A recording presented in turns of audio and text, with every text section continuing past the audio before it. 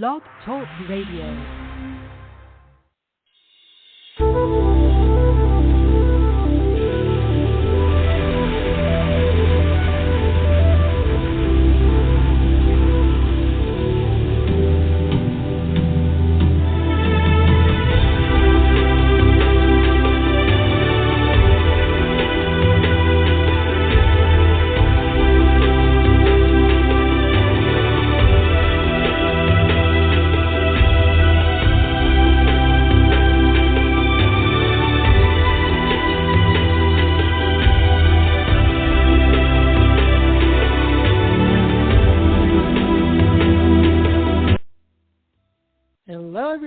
And welcome to the Aha Moments radio show for the inspiration, education, and celebration of enlightened living worldwide. I'm Mari, and we are back, and so much has been going on, lots of crazy things have been going on in my world, so I love to come and do a podcast because it's very grounding and centering, and it just fills me up with all the frequencies and the energy, and in the summertime, so when at this recording, it's summer vacation for our 5-day academy because we take the summers off, and I start to go through withdrawals from teaching. So I'm excited to do today's podcast, and I am addressing an age-old topic, something I used to have actually a course on. And the question is, are you really open to receive? And it's a topic that's kind of tossed around quite a bit, but I think it's really, really important as I've been working with clients and in my own life. I test everything that I teach, whether it's on the podcast or written in my books or in the academy and the various levels of our academy. I never ask you guys to do anything I haven't done myself. So I'm always testing these things. I personally have now over 2,000 channeled messages in my voice memo on my phone. I keep a whole catalog of the messages that come in on a daily basis. We have about 100 messages coming at us each day. And those could be anything from, wear blue shoes instead of pink shoes, or take vitamin B today instead of vitamin A, or a 2-hour download. So I have all different, shapes and sizes of messages. But one of the things that really comes up is, are you really open? Are you really able to receive? And your higher self really wants to help get in there, because remember, we all have our own free will. And the free will button landed on the 3D side of the fence. So your 5D side is way more expansive, way more connected, way more nimble, if you will, because it's not sort of harnessed in a physical body. And it has all access to all the parallels, to all of the, to all of the things that you want that are in energetic form. I know a lot of you are working on your manifesting projects. Everything is already existing. Everything's already in energetic form. So your higher self has access to all that, but it does not have the access to say yes for you. So on the 3D side, you have to be really clear about what yes means to you, and how are you interacting, and how are you commanding the frequency, what are you putting into your own personal auric field, to your own personal electromagnetic field, the field of energy and frequency around you, the field that straddles worlds between, 3D and 5D. They say as above, so below. What are you pumping into that on a very regular basis? And if you are pumping a very strong yes, a very consistent yes, then that means that you are creating a smooth transit area for what you desire to come to you, whether it's just having a favorable conversation with somebody that's important to you, to manifesting the next, house, a car, whatever it is, acceptance to a college program, anything that's meaningful to you. The stronger you can have your yes, the easier it will come and the faster it will come. So I had been contemplating this a lot, working through, my own stuff in my own world. And one of the things that channeled to me as I was driving was we need you to strengthen your yes. We need you to, so when we say strengthen your yes, if you ask for something and then you contradict it, or you ask for something and you sit down and you do a meditation or a visualization, or you do whatever modality you're doing for manifesting, and you're trying to, go through all the different, parts of that manifesting recipe, whichever one you're using, because there's plenty out there. And then you come out of that meditation. So essentially, if you go into the meditation, you go into the asking, you're going into 5D to ask. You always do. You close your eyes, take a deep breath, and you get centered, and you start to, muse about being in this, certain car or a house or a beach house or whatever. And then you come up out of that meditation. You come up out of that visualization. You step back into, quote, your, quote, unquote, reality. Just by you thinking this is not reality and this is reality is saying no. Right? It's weakening your yes. You say, okay, now I have to get back into reality. It's weakening your yes. Because now you're saying there's a distinction between what I tangibly can have in my hand. So my tangibles in my hand are my reality. And then what I don't know, that's what's still in the frequency form and not in hand, is not reality. Where, in fact, it's all reality. Right? Your 5D reality, your infinite self doesn't go to sleep because you're not focusing on it. It's 100% your reality. It's way even more reality than this earthly walk. Because your earthly walk is only the reality for this particular life and this particular parallel reality. It's not the totality of who you are. Right? So your infinite self, your non-physical self, is actually more, quote, real than your physical self. Your non-physical self is connected to all the yous, to all the parallels, to all the versions of you, to all the lifetimes. So with that, if you're using your 3D mind to put parameters based on time and space, okay, well, how long is it going to take me to get that? Okay, well, there's a distance between where I am now and where I will be when I have that thing. Okay, when you start to think time and space and distance and how long and all of that, then you're weakening your yes. And when you weaken your yes, what you're doing is now you're playing with the free will switch. Because your higher self can't send anything around your off switch. If you have that free will, switched on to yes, like if you close your eyes right now and you think of like an A-B switch and you have like a little black switch and the top is A and the bottom is B. The top is yes and the bottom is no.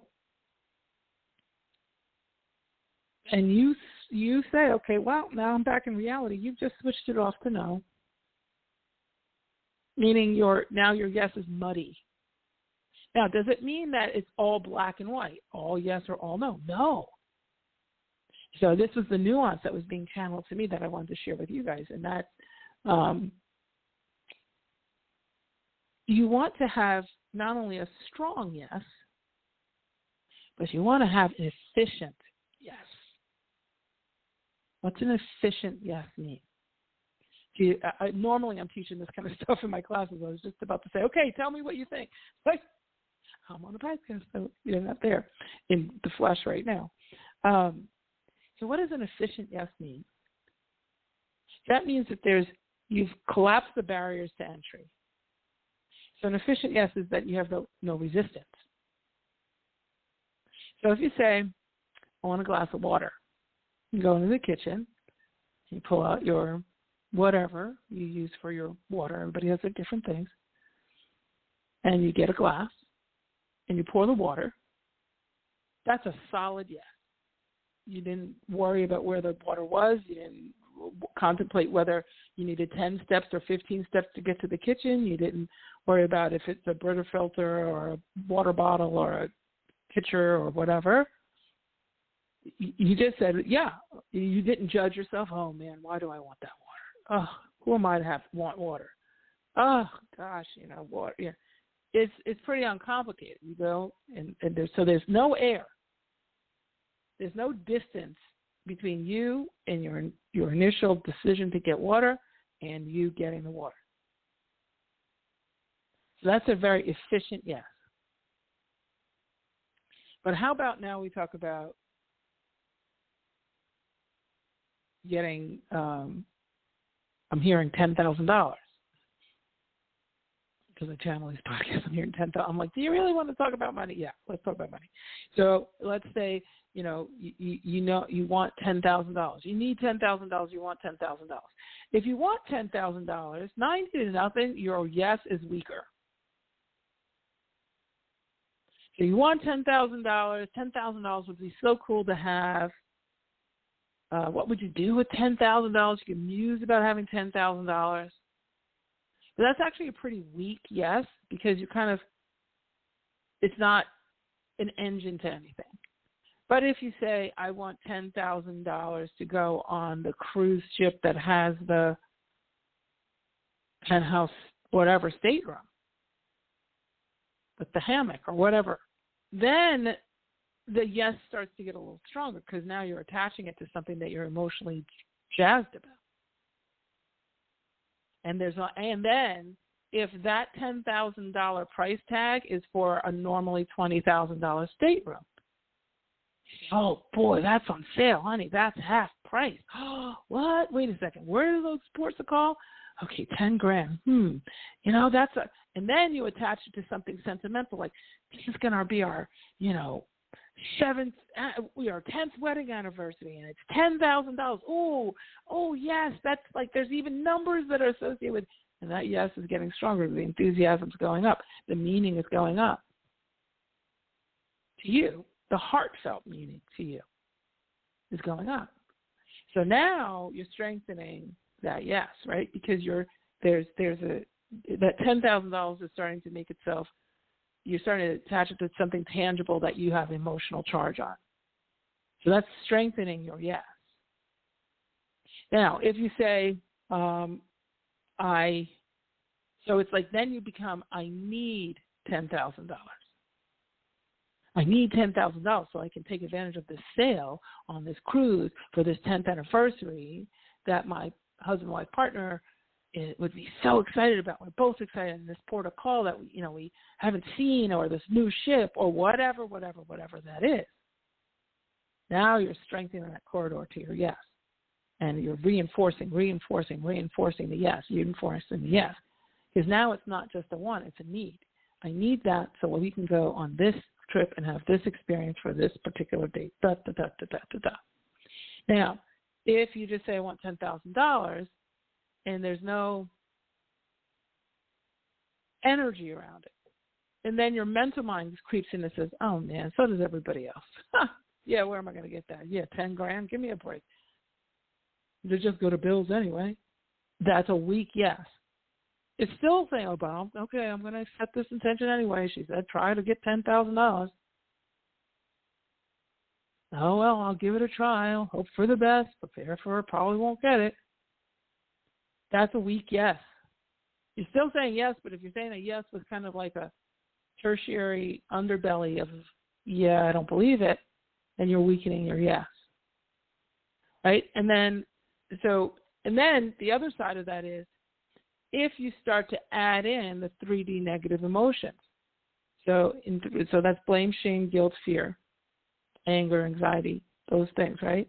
So if you start to put in those, oh man, if only my parents were better with money, I would be much easier time to get $10,000, but I still want the $10,000. But yeah, the last time I got $10,000, oh man, I had to work so hard for that. Oh my God. And then I had to spend it on the roof when the roof caved in. Can never hold a dollar. It always just comes in and goes right out. Right? So that's how you weaken your yes. And what's really important, and then what happens, we have this tendency to go back into dogma where, when you learn formal religion, you hear, you have to be obedient to this and give to that priest, or leave money in that bowl, or say this many Hail Marys, and then God will have it when God is done with the daily patients at the hospital and the babies being born and the tsunami on the other side of the world, then maybe he can come in and have a little chat with you about that little silly thing that you want, like $10,000 for a cruise. Right? So then we start to go around bargaining. Oh man, if I had $10,000, oh man, I'd help those little rescue puppies. I would go and help the people, So you can only, then you start to put the things around, the things that you desire just because you want them. You start to attach this sort of sense of, well, I'm not worthy of it just for wanting it. So if I attach it to somebody else, then I can dovetail on their worthiness. If I say, oh, I'm going to go build a school in some other country or whatever, then by saying that, then it makes me more, quote, worthy of the 10 grand. I can tell you that your worthiness is intact from birth and it never wavers. So if you do more charity, you're now more worthy than if you do less charity. It's not making your worthiness factor go up. It just makes your sense of feeling like you deserve what you desire go up. It's very great to give to charity. The tithe, I do it myself, but it's not in lieu of, it's not to make me feel like, okay, so I, made money doing the work I do and helping the people I help, and so now I have to give it away to make myself worthy of it. No, that's definitely not the case. Okay, so, but we're taught that in formal religion, like, it's better to give than receive. If you think about it, it's better to give than receive. It's better to give than receive. If it's so much better to give than receive, which implies wrongness on receiving. Oh, I only want to give. I don't want to receive. Oh, people who focus on receiving are heathens. Well, then, who do you give the stuff to? If you want to give, but you're making the people who are in the receiving mode wrong, and you're making yourself right for being the giver and not the receiver, then who are you giving it to? Like, if we took that premise and said it's only okay to give and never to receive, and if nobody's willing to receive, then how does anybody, how does that work? So having an exchange, I'm open to receive, and I'm willing to give. And I'm open to giving, and I'm open to receiving, because I'm open to an exchange. This is why a lot of light workers, when they start, before they understand alchemy, before they understand how to speak with their higher self, before they understand how to be fluent in the language of their higher self and fluent in the language of the 5D toolkit, they try to go out and start to open some sort of practice, Reiki, massage, whatever, some sort of helping people practice, coaching, consulting, all that stuff. But they're not filled up themselves. So they're on empty, but then they say, okay, well, I need to help other people, and then that will make me worthy of getting money. But if you're not filled up yourself, it is very hard to go and carry a load of clients. It's very, very difficult. You need to be filled up. You need to be giving from your extra, so you can be giving with a space of generosity, not a space of desperation. That's why in the Academy we focus first on the fluency in the language of your higher self, really developing that energetic communication system and really getting reliable, reliable conversational relationship with your higher self, so you can get answers as you need them throughout your day when you ask for them, not when there's some sort of haphazard thing. And then level 2, we focus on alchemy. Focus on getting you your bucket list of filling your cupboards up, so that you're kind of overflowing with proof, with enjoyment, with awe, with wonder, with feeling a sense of success. Then, level 3, we focus on right livelihood and, starting a practice for this, or writing a book, or something that's outward-facing, public-facing. I learned over the years, working with just thousands and thousands of clients, doing tens of thousands of readings, probably done 100,000 readings over the last 30 years. But as you're going through all of that, you're seeing people. I have the luxury of seeing cross sections of people. I'm seeing real patterns. And the thing that I saw was burnout. And anytime somebody's burnout, is because they're giving from their principle and not from their interest. If you have beer in a mug, you want to be offering the foam, not the beer that's in the mug. You want to be offering from the foam that's spilling over the side. That's when you can give and sustain it. So you see light workers 1 minute they're feast and famine. One minute, I'll give it, done all these coaching sessions and all this and all that, and then they collapse. And then you don't hear from them or whatever, right?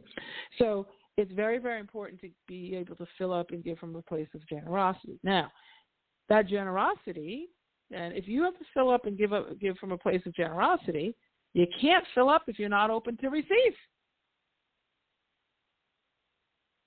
So strengthening your yes is super important so that you can fill up enough so that you have an overflow, and then you'll be amazed at what opportunities come when you are in a place to be generous. That's where the big creativity comes in. That's where you look at these big celebrity / philanthropists or philanthropic celebrities, people like the Oprahs and the Richard Bransons and the, Bill Gates and those people who have that philanthropic arm along with their celebrity and their core claim to fame. What you'll see is that they have a really easy time with being generous because they're never taking food out of their own mouths to give it to everybody else. It's not martyrdom. Okay, it's energetic exchange. So there's 3 questions that we want to break are you really open to receive down into, because it's not just about open to receive. If you have a notebook, you might want to use it right now. The 3 questions, and this is how you strengthen your yes, is 1 is, are you open to receive? So that's question 1. Question 2 is, are you willing to accept? And then question 3 is, are you able to allow? Okay, so I just talked about, are you open to receive? Are you willing to accept? If you are catastrophizing or comparing and competing or self-deprecating or doubting, then you're not willing to accept. Right? Or if you say, I only give. Oh, I could never accept. Oh, that's so very generous of you, but I could never say yes. You keep that for yourself. See, are you open to receive? Are you willing to accept it? When you start to see it coming to you, oh, that's weird. As soon as you say, oh, that's weird, guess what you're doing? Batting it back out there. And then are you able to allow? For some people, it's like I noticed this with authors, right? So as I was working on my books, there's a little bit of a syndrome with authors. There's a difference between a writer and an author, right? A writer can write, but an author is somebody who gets the work out to the world, right? That's kind of a change of title. You're writing, and then your work lands in a published volume. That corridor between going from writer to author is a very trepidatious one, and it can do a number on your psyche, especially if your worthiness factor is not in place, not up to snuff. So what people do is you work on this book for forever, and you're toiling over it, and you're writing and editing and going through rounds with editors and putting it down and ignoring it for months and then picking it back up and going through it all again and then being happy with it and surprised that you ever wrote that. You couldn't remember writing it, and then you start to hate it again. There's the whole thing. And then you finally get to the point where you're at the polish edit stage, and finally somebody from on high, probably your editor or even a publisher, will say, okay, it's ready to roll. And then all of a sudden the author says, whoa, wait. What if nobody wants to read it? And the publisher might say, okay, so we need this for this deadline. So once you finish the manuscript, then they're going to start to ask you for things like what's on the front cover, what's on the back cover, gathering endorsements from other published authors. There's other things, right? How much do you have on social media? Do you have followers on YouTube, or do you have followers on Insta, or do you have followers on Facebook or TikTok or whatever? And they want to know what your platform is. They won't even publish you if you don't have a platform. So a lot of authors say, oh, well, I don't do social. I don't need social. But that's their way of saying, I don't want to be seen. Right? I don't want to be seen. I just want to publish this book, and I want it to get out there through osmosis, and I don't want anyone to judge me. So they get, are you able to allow, open to receive, willing to accept, able to allow? Are you able to allow your work to get out to the world? Are you able to allow the good stuff in? So this is very, very important. And as you go through your week, I want you to start to ask yourself the question, those three questions. Am I open to receive? Am I willing to accept? Am I able to allow? Somewhere in there, if you don't have what you've been asking for, there's a weak link in there. And that you need to fix. And you can say to your higher self, what's my weakest link when it comes to this particular topic? You want that significant other, and it keeps eluding you. And you keep getting the same person over and over again in a different body, right? The same kind of dynamic. You know, you think you start off great, and then it just seems to devolve into the same old, same old. Then is that really the people? Is it the Match.com or whatever the latest online services, or is it really you? And then you have to ask the right questions. If you're asking your buddies and friends, they don't know. They're 3Ding it. If you have access to your higher self and you know how to get those messages, that's where you ask, because then you're in the infinite. And you can also say, okay, if it's a specific person, my higher self to their higher self, help me to get some clarity on this, you know, those types of things. But you want to be able to identify what that weakest link is and really be able to look at yourself and look at it head on. That strengthens your yes, because your yes is only as strong as your weakest link.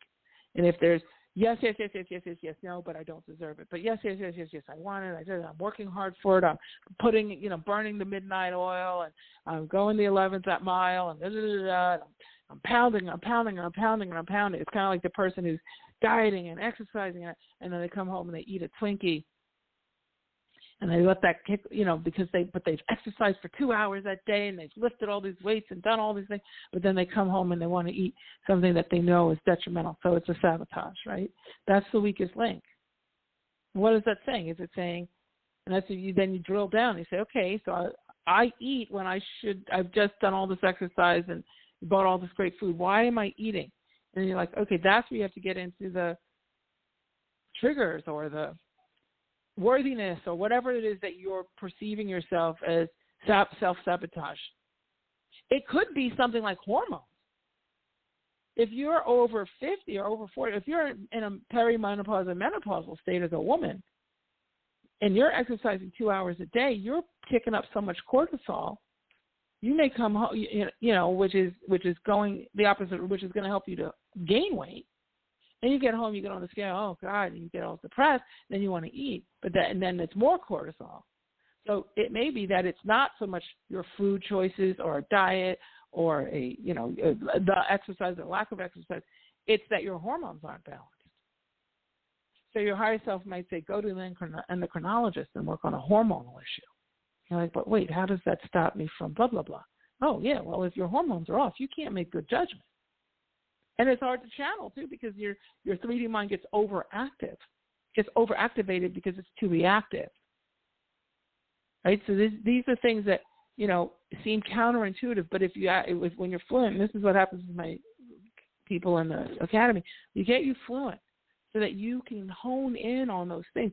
And most of the time when you're really fluent, you don't have to ask. Your higher self will bring it to you and say, hey, look, I know that you're working on blah, blah, blah. And you're struggling with that. Here's why. That's why I'm teaching this class right now. It's because I was driving down the highway and I was like, I can't believe this. I still haven't cracked the code on this thing.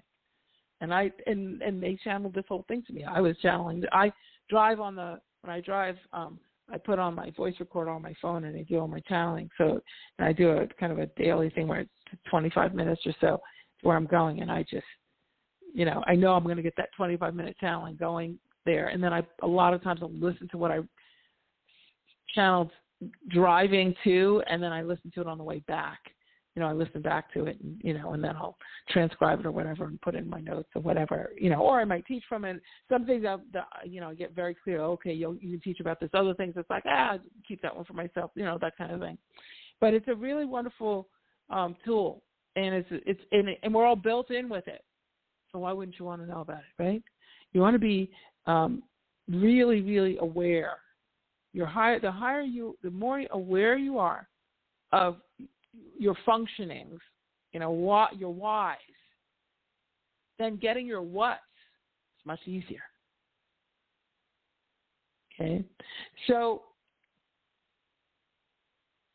one of the other things that I wanted to mention before we end is your 5D frequency is always way ahead of you. So anything that you're really desiring, it's because your higher self has downloaded to you to desire it, saying, hey, getting a new car might be a good idea. And you're like, I really wish I could get a new car.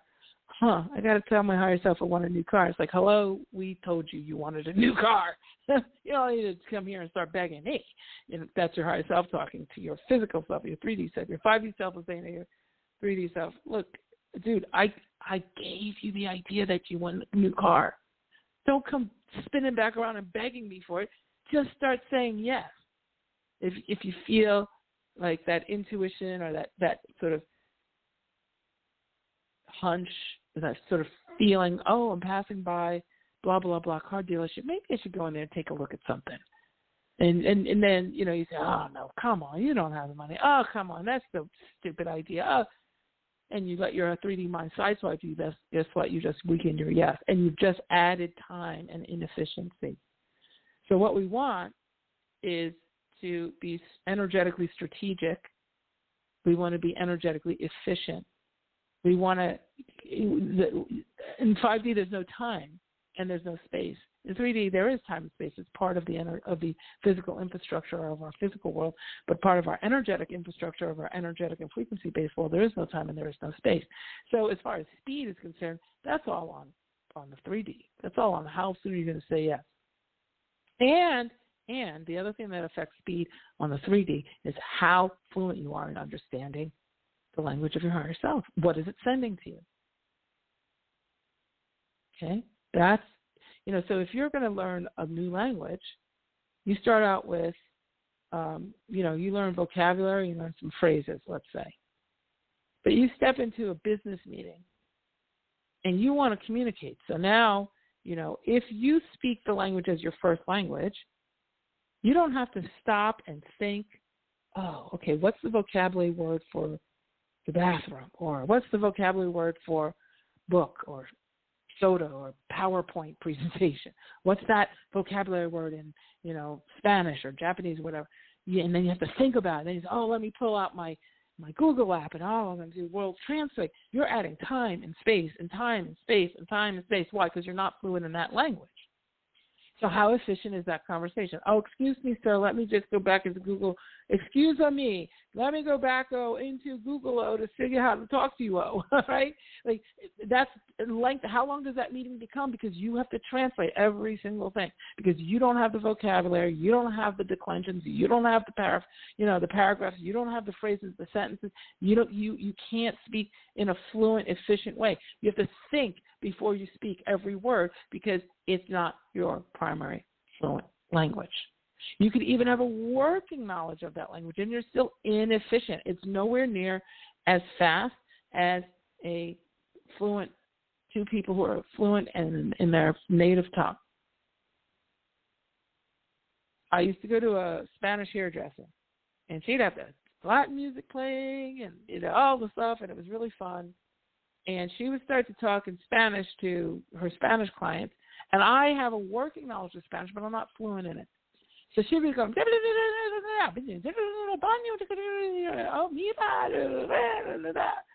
I would pick up word. Oh, I know that word. Oh, okay.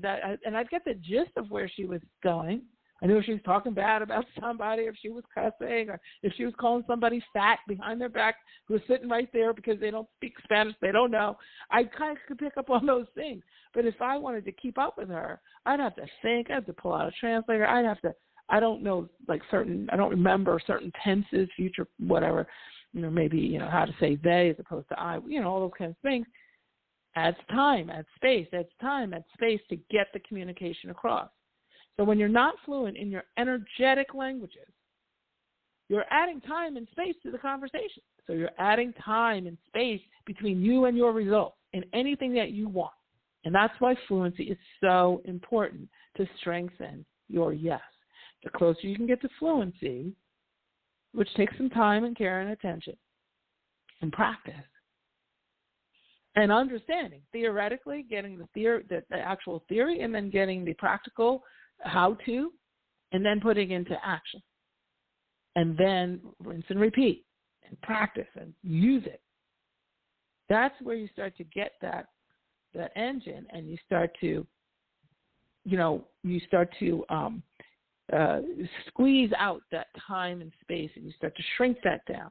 And now I'll come up with an idea, and a lot of times I'll have an idea just in my head and have it written down, have it spoken, and it just, poof, something comes through on Facebook, or something comes through on TV, or, somebody mentions something to you, or somebody calls me out of nowhere. And your mental mind could say, oh, that's a coinky-dink. Oh, that's crazy. No, I don't say that's crazy at all, because I know that slows it down, because that's basically weakening your yes. I don't weaken my yeses. That's why things come fast for me for the most part. I don't weaken them. I really have learned to strengthen the yes. Now, strengthening your yes with conscious intent speeds it up even more. So now you've heard this podcast. Now you say, okay, I'm going to my own world. How am I saying no? How am I saying yeah? What pieces do I not want to? What are my blind spots? What do I not want to look like? Because I promise you, those are the things that are slowing down from your results. Okay, so I would love to hear from you guys. If you would like, first of all, I'd love to hear from you about topics that you'd like to learn about. I'm going to be doing a lot of podcasts coming up, and we're finally down to the tail end of all this tech changeover and a lot of stuff going on. And so I would love to know topics that are of interest to you, questions that you have. That would be awesome. You can send those to support@ahamomentsinc.com. And then also, if you're interested in studying with me in the Academy and seeing if this would be a great fit for you, I'd love to talk to you. I'm doing calls, individual calls with folks. We're coming up to the tail end of the registration for September classes. And at the time of this recording, it's just about July. And even if it's not that time frame when you're listening to this later on, if you'd like to be considered to participate in the Academy, if you're interested in learning more about frequency fluency, I'd love to have you connect with us, and let's see what we can support you in. And you can also send an email to support@ahamomentsinc.com. support@ahamomentsinc.com, and we'll be happy to jump on a call and just see where you're at and see what fits, and have all sorts of options for you. So also, if you can like and follow this, I have to start learning how to say that now. Technology has changed, and social has changed so much since I started this podcast so many years ago. But if you, wherever you're listening, if you can like and follow, give us a review and let us know how you're doing with it and what else you'd like to hear about. I'd greatly appreciate that as well. All right, so we're going to start to ramp up a little bit more frequently releasing the podcast. I'm a little bit in summer mode and, in churning out a book and doing all kinds of things. But you're going to start to see some more stuff like I've been promising, and I'm looking forward to it. I hope this helps. This was a lot that I talked about today. It's a lot. So listen to it again and start to take some action. And if you'd like to really get fluent, then reach out to me at support@ahamomentsinc.com. All right, so I think that's it for today. We'll end with my motto, which is you truly can have exactly what you want. You absolutely deserve it too. And in this 5D frequency, anything is possible. Take care, everybody. Have a great rest of your day. Bye.